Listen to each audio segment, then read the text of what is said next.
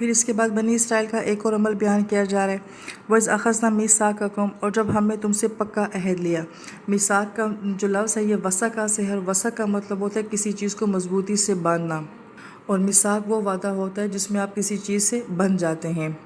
تو پہلے تو بنی اسرائیل کی قوم خود موسیٰ علیہ السلام سے کہتی ہے کہ موسیٰ ہمارے پاس کوئی کتاب ہونی چاہیے، ہمارے پاس کوئی علم ہونا چاہیے تاکہ ہمیں پتہ چلے کہ ہم نے زندگی کیسے گزارنی ہے۔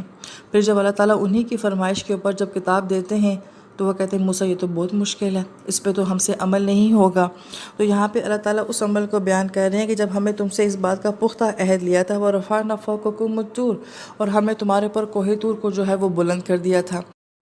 اب یہ ایکچوئل کیا کیفیت تھی کہ اس پہاڑ کو کیسے جو ہے ان کے اوپر بلند کر دیا گیا تھا، اس کے بارے میں مختلف مفسرین کرام کی رائے ہیں، لیکن سب مفسرین کرام یہ فرماتے ہیں کہ حقیقت صرف اللہ تعالیٰ کی ذات ہی جانتی ہے، کوئی ایک ایکوریٹ بات نہیں کہی جا سکتی۔ لہٰذا عین ممکن ہے کہ کوہ طور کو اوپر اٹھا لیا گیا ہو، جیسے پہاڑ کی چوٹی کے اوپر بہت زیادہ بادل ہوتے ہیں، گرج ہوتی ہے، چمک ہوتی ہے، اس کیفیت کو جو ہے وہ پہاڑ کے اٹھائے جانے کے ساتھ بیان کیا جا رہا ہے۔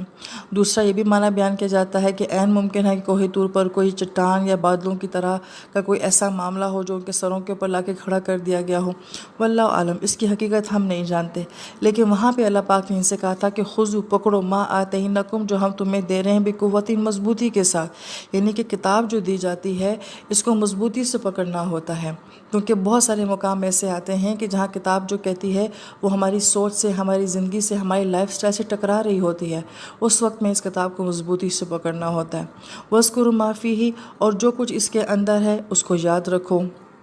گویا کہ کتاب کے ساتھ دو عمل بتائے جا رہے ہیں، ایک اس کو خود اٹسیلف انسان کو جو ہے مضبوطی کے ساتھ پکڑنا ہوتا ہے، پھر اس کتاب کا مذاکرہ جو ہے، اس کا بیان جو ہے وہ دوسروں کے ساتھ کرنا ہوتا ہے۔ اور علم چیز ہی ایسی ہے کہ پہلے خود سیکھی جاتی ہے، پھر آگے دوسروں کو دی جاتی ہے۔